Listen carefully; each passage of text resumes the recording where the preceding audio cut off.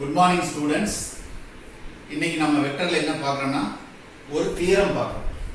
அதாவது தியரம் 8.1 தேற்றம் 8.1 பிரிவு சூத்திரம் செக்ஷன் ஃபார்முலா. இதுல வந்து ரெண்டு இருக்கு. ஒன்னு வந்து இன்டர்னல், இன்னொன்னு வந்து எக்ஸ்டர்னல், உட்புறம் வெளிப்புறம். முதல்ல நம்ம என்ன பார்க்க போறோம்னா உட்புறம், அதாவது இன்டர்னல். இது ஃபர்ஸ்ட் இந்த தியரத்தினுடைய ஸ்டேட்மெண்ட் என்ன அப்படிங்கறத முதல்ல பார்த்துக்கலாம். ஸ்டேட்மெண்ட் என்ன சொல்லுது அப்படின்னா, கொடுக்கப்பட்ட இரண்டு புள்ளிகளை இணைக்கும் கோட்டு துண்டை m/n என்ற விகிதத்தில் உட்புறமாக பிரிக்கும் புள்ளியின் நிலை வெக்டரை காண்க. Find the position vector of the point which divides the line segment joining the 2 points internally in the ratio m/n. அதாவது ரெண்டு புள்ளி இருக்கு. ஒன்று வந்து ஏங்கிற புள்ளி, இன்னொன்று பிங்கிற புள்ளி. இந்த இரண்டு புள்ளிகளை இணைக்கக்கூடிய ஒரு கோட்டு துண்டை, லைன் செக்மெண்ட்டை m/n அப்படிங்கிற ரேஷியோவில் ஒரு பாயிண்ட் வந்து பிரிக்குது. m/n, இந்த சைடு mனா இந்த சைடு n, m/n அப்படிங்கிற ரேஷியோவில் விகிதத்தில் இதை பிரிக்குது. பிங்கிற புள்ளி பிரிக்குது, உட்புறமாக பிரிக்குது. ஸோ இப்போ இந்த பாயிண்ட் பி இருக்குது இல்லையா, இதனுடைய பொசிஷன் வெக்டரை கண்டுபிடிக்கணும். இதுதான் நம்மளுடைய தியரம். சப்போஸ் ஓ அப்படிங்கிற ஆரிஜின் இங்கே இருக்கிறத வச்சுக்கிட்டிங்கன்னா, இது ஓஏ வெக்டர், இது ஓபி வெக்டர், இது ஓபி வெக்டர். இந்த ஓபி வெக்டரை தான் நம்ம கண்டுபிடிக்கணும். இந்த ஓஏ வெக்டரை வந்து ஸ்மால் ஏ வெக்டர்னு எடுத்துக்குவோம், ஓபி வெக்டரை ஸ்மால் பி வெக்டர்னு எடுத்துக்குவோம், ஓபி வெக்டரை ஸ்மால் ஆர் வெக்டர்னு எடுத்துக்குவோம். இந்த ஆர் வெக்டரை தான் நம்ம கண்டுபிடிக்கணும். இப்போ ஏபி அப்படிங்கிற ரெண்டு புள்ளிகளை இணைக்கக்கூடிய கோட்டு துண்டை, லைன் செக்மெண்ட்டை பிங்கிற புள்ளி பிரிச்சிருக்குது. எந்த ரேஷியோலினா m/n. அப்போ ஏபி ஈஸ்ட் பிபி அப்படிங்கிறது என்னன்னா, ஏபி ஈஸ்ட் பிபி அப்படிங்கிறது என்னன்னா m/n. அதாவது AP by PB equal to m/n. இது அப்படியே கிராஸ் மல்டிப்ளை பண்ணிங்கன்னா, குறுக்கு பெருக்கல் பண்ணிங்கன்னா n into AP equal to m into PB. இதுவரையிலும் வெக்டரே வரல. ஏபிங்கிறது ஒரு லென்த்து, பிபிங்கிறது ஒரு லென்த்து. இப்போ வெக்டரை இன்வால்வ் ஆகவே இல்லை. இப்போ ரெண்டு சைடையும் நம்ம வெக்டருக்கு கன்வெர்ட் பண்ண போகிறோம். ஏபி எப்படி இருக்குன்னு பாரு, இந்த டைரக்ஷனில் இருக்குது. பிபி எந்த டைரக்ஷன் இருக்கு பாரு, அதே டைரக்ஷனில் இருக்குது. அப்போது ரெண்டு சைடு வெக்டர் எடுக்கும்போது ரெண்டு ஒரே டைரக்ஷனில் இருந்ததுன்னா ரெண்டு சைடு பாசிட்டிவ், ரெண்டு ஸ்ட்ரைட் ஆப்போசிட்டாக இருந்ததுன்னா ஒன்றுக்கு ஒன்று நெகட்டிவ் ஆயிடும். அப்போ இந்த ஒரு ஸ்டெப்பில் தான் இது என்னவா மாறுதுன்னா வெக்டராகவே மாறுது. n into AP vector equal to m into PB vector. So என்னங்கிறது ஸ்கேலார், mங்கிறது ஸ்கேலார். வெக்டர் வந்து இதுக்கெல்லாம் போடக்கூடாது. So n into AP vector m into PB vector. ஏன் ரெண்டு வந்து ரெண்டு சைட்லையும் ப்ளஸ்லேயே இருக்குது அப்படின்னா, ஏபிங்கினுடைய டைரக்ஷனை பாருங்கள் இப்படி இருக்குது, பிபிங்கிற டைரக்ஷனை பாருங்கள் அதுவும் இதே தான் இருக்குது. ரெண்டு ஒரே டைரக்ஷனில் இருக்கிறதுனால ரெண்டு சைடு. சப்போஸ் இதை பிபின்னு எழுதியிருந்தீங்கன்னா கண்டிப்பாக இந்த இடத்துல ஒரு மைனஸ் போடுறாங்க, ஏன்னா ஸ்ட்ரைட் ஆப்போசிட்டில் வர்றதுனால. இங்கே பிபின்னு இருக்கிறதுனால ரெண்டு ஒரே டைரக்ஷன். இப்போ நம்ம நேற்று ஒரு ஃபார்முலா ஒன்று பார்த்தோம். என்ன பார்த்தோம்? ஏபி அப்படிங்கிற ஒரு வெக்டர் நிலை வெக்டரா இல்லை அப்படின்னா இதை நிலை வெக்டர்களின் மூலமாக எழுதலான்னு சொல்லி பார்த்தோம். Position vector of end point minus position vector of the starting point, அதாவது ஓபி மைனஸ் ஓஏ அப்படின்னு எழுதலான்னு சொல்லி நேற்று ஃபார்முலா பார்த்தோம். அதுபடி இதை எழுதுனா என்ன ஆகும் பாருங்க. n இன்ட்டு இதனுடைய என் பாயிண்ட் என்ன பி, அதனுடைய position vector OB minus starting point என்ன ஏ, அதனுடைய position vector OA equal to m into பினுடைய பொசிஷன் வெக்டர் ஓபி மைனஸ் பினுடைய பொசிஷன் வெக்டர் நிலை வெக்டர் ஓபி. அப்போ இதை ஓபி மைனஸ் ஓஏன்னு எழுதலாம், இதை ஓபி மைனஸ் ஓபின்னு எழுதலாம். ஓபி வெக்டர் அப்படிங்கிறத நம்ம என்ன வெக்டர்னு எடுத்துக்கிறோம்னா ஆர் வெக்டர்னு எடுத்துக்கிறோம். அப்போ n into r vector minus OA வெக்டர்ங்கிறது என்ன vector? Small a vector equal to m into OB vector. OB வெக்டர்ங்கிறது என்னது? B வெக்டர் மைனஸ் OP வெக்டர்ங்கிறது என்னது? R vector. இப்போ என்னால உள்ள பெருக்கிக்க n into R vector, R மட்டும் தான் vector, minus n into A vector, என்னால உள்ள பெருக்கி அந்த சைடில் m ஆல உள்ள பெருக்கி m into B vector minus m into R vector. இப்போ நம்ம மைண்டில் ஒன்று ஞாபகத்தில் இருக்கணும், என்னன்னா நம்ம என்ன கண்டுபிடிச்சிருக்கோம்னா R வெக்டர் கண்டுபிடிச்சிருக்கோம். அப்போ R வெக்டர் எல்லாம் ஒரு சைடாக கொண்டு வந்துருக்கு. இங்கே ஆல்ரெடி R வெக்டர் இருக்கு. அப்போ இந்த மைனஸ் MR வெக்டர் இந்த சைடு வந்தால் என்ன ஆகுது? பிளஸ் MR வெக்டராக மாறுது. Plus NR vector equal to இந்த சைடில் இருக்கிறது அப்படியே தான் இருக்குது, M இன்ட்டு B வெக்டர். இந்த மைனஸ் NA வெக்டர் அந்த சைடில் போயிடுது, அப்போது ப்ளஸ் NA வெக்டர். இந்த ஸ்டெப்பில் என்ன செய்கிறோன்னா ஆர்லாம் ஒன் சைடு வருது, மீதெல்லாம் அந்த ரைட் ஹேண்ட் சைடுக்கு போயிடுது, அவ்வளோதான். இந்த ரெண்டுலேருந்து ஆர் வெக்டரை காமனாக வெளியில் எடுத்துக்கிட்டிங்கன்னா M plus N into R vector equal to M into B vector plus n into A vector. Therefore, R vector equal to இந்த m plus n கூட இங்க வகுத்துறலாம். அப்ப என்ன வருது? m into B vector plus n into A vector divided by m plus n. இதான் என்னன்னா நமக்கு தேவையான பொசிஷன் வெக்டர்.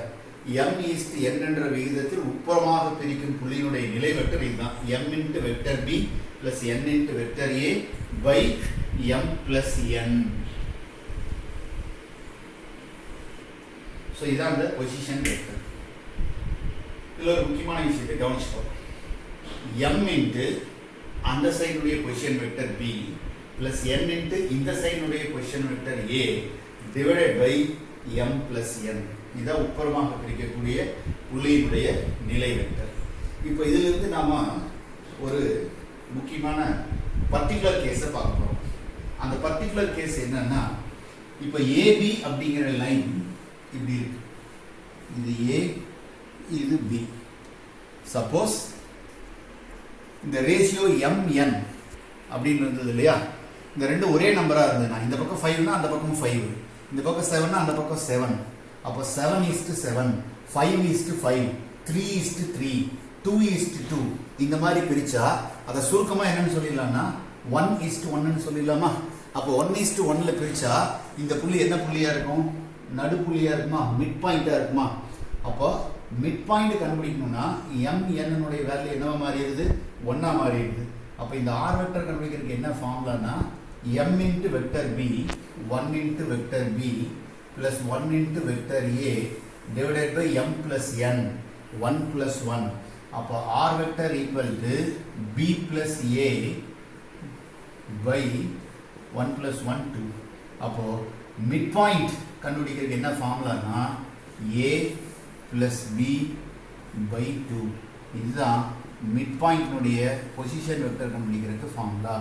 அப்போ AB மிட் பாயிண்ட் தான் P அப்படின்னா அதனுடைய position vector R vector is equal to OA vector plus OB vector by 2.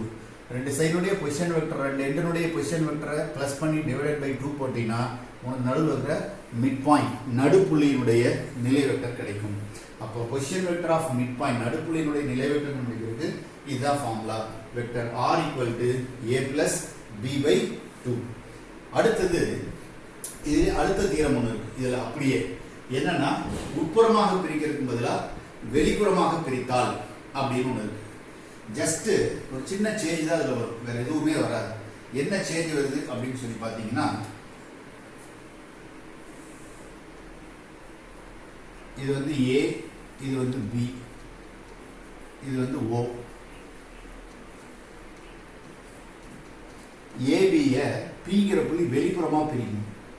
P அப்படிங்கிற புள்ளி வெளிப்புறமாக பிரிக்குது. இங்கே தான் இருக்குது R வெக்டர். ஸோ இது வந்து A வெக்டர், இது வந்து B வெக்டர். அப்போது AP இஸ்டு PB அப்படிங்கிறதா விகிதம். AP இஸ்டு PB அப்படிங்கிறதா விகிதம். இப்போ உங்களுக்கு என்ன டவுட் வருதுன்னா, சார் இந்த உட்புறம்னா என்ன வெளிப்புறம்னா என்ன விகிதமே புரியல சார் அப்படின்னு நீங்கள் சொல்லுவீங்க.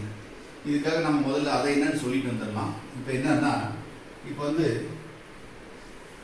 நீ ஏங்கிற ஊரில் புறப்படுற பிங்கிற ஊருக்கு போய் சேரணும். இந்த ரெண்டுக்கு நடுவில் இருக்கிற தூரம் வந்து 1 2 3 4 5 யூனிட்னு வச்சுக்கோம். ஸோ 5 பஸ் ஸ்டாப் உங்கள் இதான் ஸ்கூல்னு வச்சுக்கோம். ஸ்கூல் வந்து உங்கள் வீட்டுக்கு போகிறதுக்கு 5 பஸ் ஸ்டாப் வந்துன்னா உங்கள் பஸ் ஸ்டாப் வந்துடுது, உங்கள் வீடு வந்துடுது. ஆனால் ரோடு இன்னும் போயிட்டே தான் இருக்குது. இங்கே போகுது 6 7 8ன்னு நிறைய ஸ்டாப் இருக்குது. நீ வந்து ஸ்கூல்லேருந்து கிளம்பி ஃபஸ்ட்டு பஸ் ஸ்டாப்பில் நிற்கிற. அப்போ உனக்கு ஃபோன் பண்ணி ஒருத்தர் கேட்குறாரு, எவ்வளோ தூரம்டா வந்திருக்குன்னு கேட்குறாங்க. 1 வந்திருக்குறேன்னு சொல்லுவேன். இன்னும் வீட்டுக்கு எவ்வளோ தூரம் இருக்குது? 4 இருக்குது.